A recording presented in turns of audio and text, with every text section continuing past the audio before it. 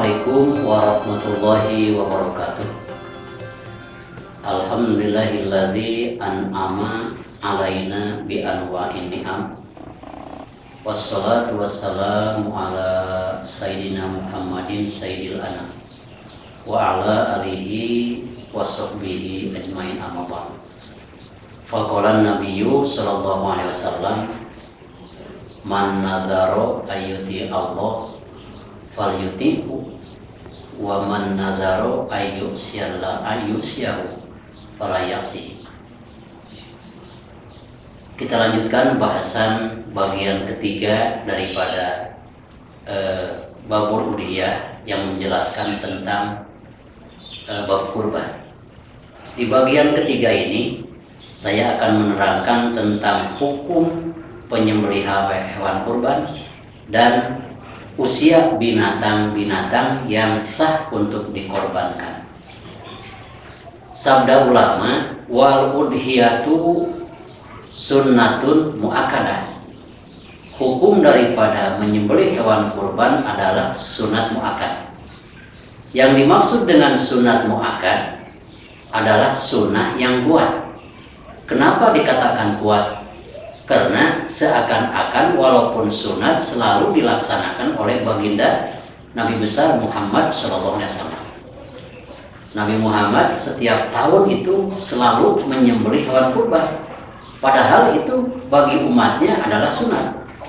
Nah, sehingga karena Nabi mencontohkan, sedangkan penyembelih hewan kurban ya, dan sholat tahajud dan sholat witir bagi baginda Nabi Muhammad SAW adalah wajib, bagi umatnya adalah hukumnya sunnah. Ini istilahnya memberikan contoh hukumnya sunat muakkad. Maka wala tajibul udhiyatu ila binadzar, bisa berganti hukum dari sunat menjadi wajib kalau kurban tersebut dinadarkan. Yang dimaksud dinadarkan sudah janji terlebih dahulu. Misalkan ada ibu-ibu yang suaminya sakit, ada ibu-ibu yang punya anaknya sakit. Kalau sembuh dari sakitnya suami saya, kalau sembuh sakitnya anak saya, tahun ini saya akan menyembelih hewan kurban. Itu sudah nazar. Pelaksanaannya bukan sunat lagi. Apabila sudah punya duit untuk membeli hewan kurban, maka segeralah. Kenapa? Hukum daripada penyembelihan hewan kurban adalah sunat, tapi karena sudah janji, itu adalah menjadi hutang. Al-wa'du dainun, janji adalah hutang. Ada lagi misalkan, orang yang berbicara begini, saya kalau bisnis pada tahun ini, bisnis mobil, bisnis rumah, pokoknya bisnis, apabila saya berhasil dari bisnis, saya akan membeli hewan kurban untuk dikurbankan. Maka setelah bisnisnya tersebut hasil, maka orang tersebut harus membeli hewan kurban untuk memenuhi nadarnya. Nah itulah. Jadi kadang-kadang ada orang yang berprasangka begini, saya mah gak mau termasuk nadar, ngomongnya aja nanti aja kalau tanggal 10 bulan haji baru saya akan membeli hewan kurban. Itu sudah nadar ya. Itu sudah nadar. Misalkan ada orang yang memelihara kambing. Nah ditanya oleh tetangganya, "Wah, kambingnya gede banget. Ini mau diapain?" "Oh, saya akan kurban nanti." Itu sudah nadar. Maka bagi orang yang telah bernadar dari kurbannya, maka orang tersebut dilarang memakan daging hewan kurban tersebut, istrinya juga dilarang memakan hewan kurban tersebut, dan anak-anaknya yang masih kecil dilarang memakan hewan daging kurban yang sudah dinadarkan.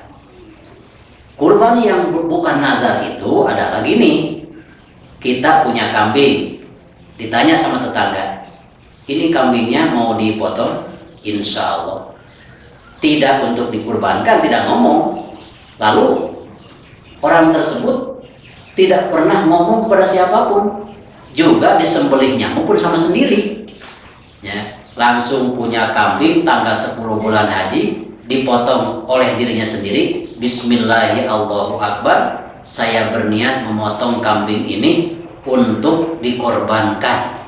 Nah, itu bukan kurban nazar. Kenapa? Tidak mengucapkan satu kata pun kepada siapapun. Tapi kalau gini, misalkan orang tersebut sudah beli kambing, ditanya sama tetangganya, beli kambing untuk apa? Untuk kurban. Itu sudah jatuh nazar, wajib dilaksanakan.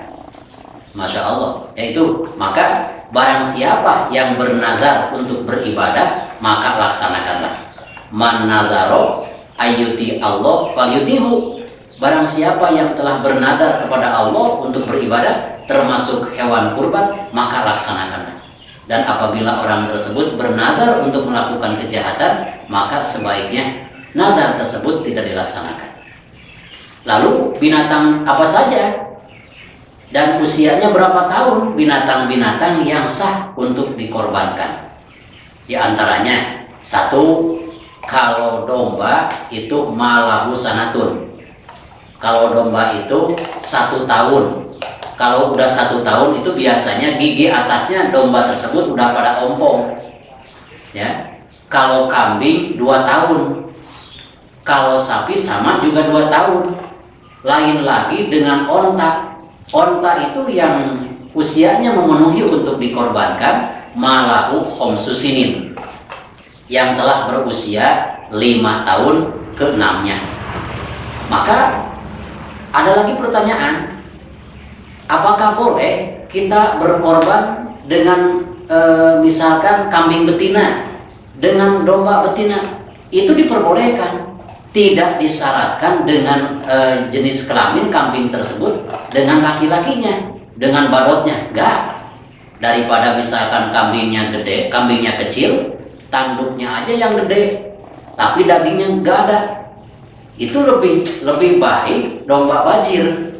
Ya, domba bajir itu domba betinanya yang sudah tidak mau beranak lagi, tapi badannya gemuk. Daripada jantan domba tersebut kecil badannya, lebih besar daripada tanduknya, itu lebih baik domba yang mandul atau domba bajir boleh dikorbankan untuk akikah, dikorbankan untuk berkorban.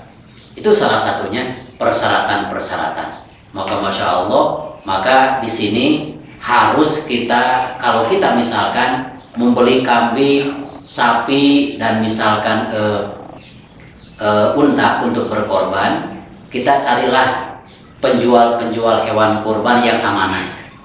Kan kadang-kadang penjual kambing itu tidak jujur. Bagaimana? Ini tidak semua, kadang-kadang ada. Ini kambing udah 1 tahun, udah, padahal baru 9 bulan.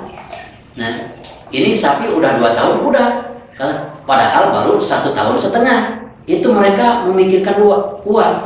Padahal bertanggung jawab besar bagi seorang yang menjual hewan-hewan kurban.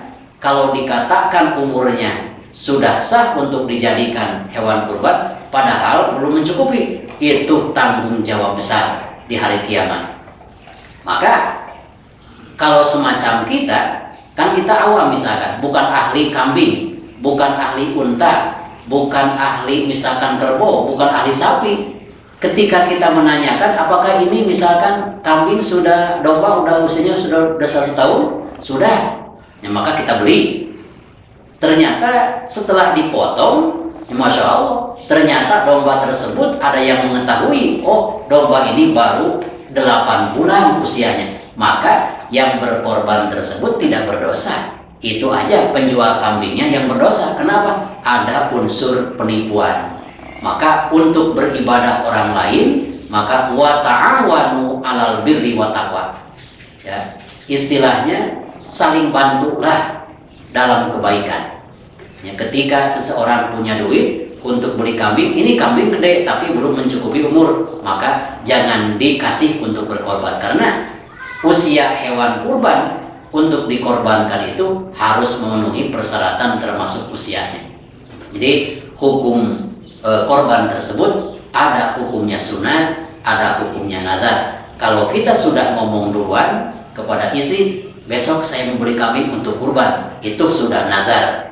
Kalau kurban yang tidak nazar tersebut, yang punya kambing, punya duit misalkan, lalu pergi ke pasar, misalkan tidak ngomong kepada siapapun, termasuk pada keluarganya, pada tanggal hari raya Idul Adha-nya langsung dipotong oleh dirinya sendiri, itu tidak termasuk kurban nazar, karena dipotong oleh diri sendiri, juga tidak mengatakan kepada orang lain. Mudah-mudahan kita diberikan keleluasaan rizki oleh Allah Subhanahu wa Ta'ala, sehingga tahun ini kita bisa berbagi kepada orang-orang tetangga kita yang berhak untuk menerima hewan kurban. Wassalamualaikum warahmatullahi wabarakatuh.